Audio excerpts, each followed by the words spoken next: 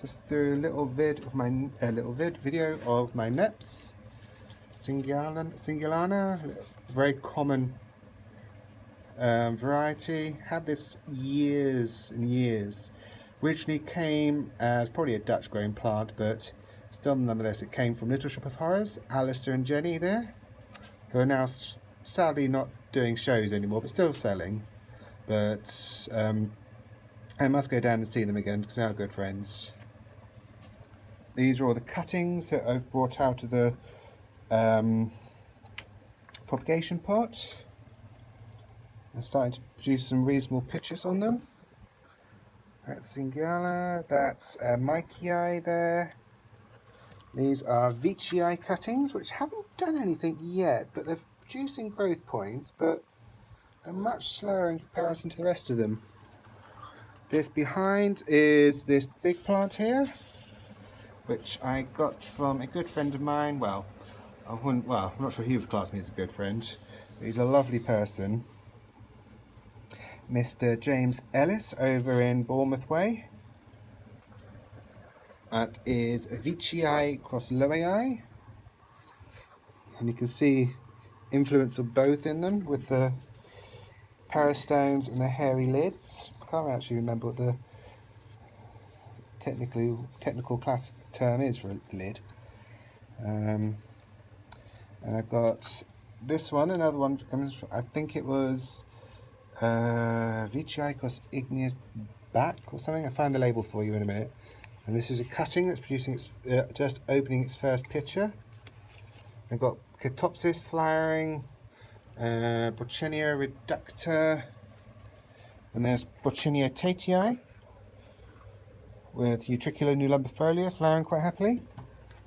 These are the younger neps. So we've got Inermis, well, these are smaller ones, Inermis,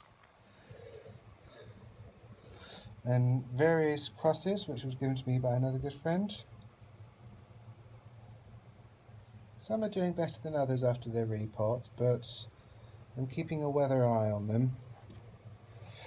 Mikei, another, that's a bog standard Veitchii.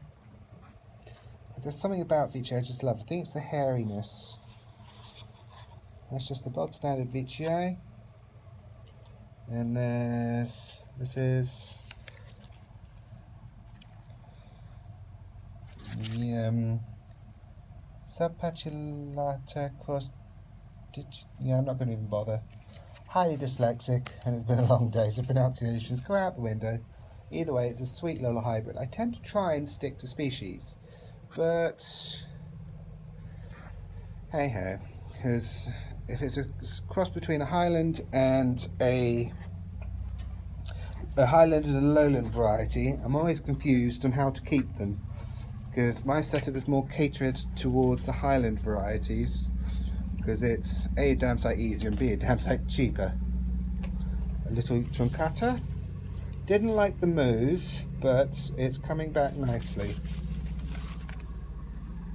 This is Veitchii pink.